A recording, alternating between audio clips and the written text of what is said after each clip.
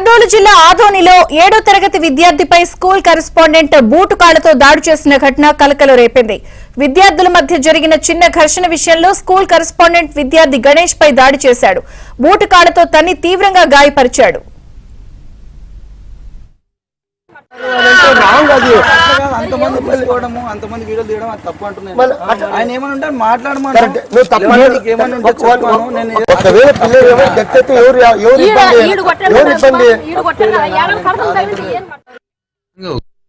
నా పేరు గణేష్. నా సంతకులు ఎంఈ స్కూల్లో చదువుతున్నాను. నిన్న రాత్రి సార్ కొట్టినాడు. ఏం కొట్టినాడు? నిన్న సార్ వాళ్ళు కూతురు నన్ను కొట్టి నేను తిరిగి కొట్టినాను. అందుకే సార్ కొట్టినాడు. వార్డెన్ చెయ్యి పులి తిప్పినాడు. సార్ తిప్పినాడు. అంతే. వార్డెన్ తిప్పినాడా చెయ్యి? ఎక్కడ కొట్టినాడు? ఈ పంట కొట్టినాడు. ఇంకా ఇక్కడ కన్ను కొట్టినాడు. ఇంకా అంతే. కాళ్ళు లాగి కాలుతో తన్నాడు. నేను ఇక్కడ ఉండబెట్టి 2 నెలలు అయింది. నిన్న రాత్రి అయితే అబ్బాయి ఊగిన ఇట్లా ఆడుకుంటుంటే ఆ పాప విన్ను కొట్టింది. వీడు ఆడుకుంటూ పోయి చెయ్యికి తగిలిచ్చినాడు.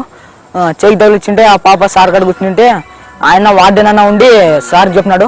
సార్ చెప్పింటే సార్ వచ్చి నా కొడుకునే కొడతా అని చెప్పి కొట్టినాడు. ఫస్ట్ ఈపుకి కన్నుకు కొట్టినాడు. అయిన తర్వాత బూట్ కాలుతో తన్ని కాళ్ళు లాగి ఇది చేసినాడు.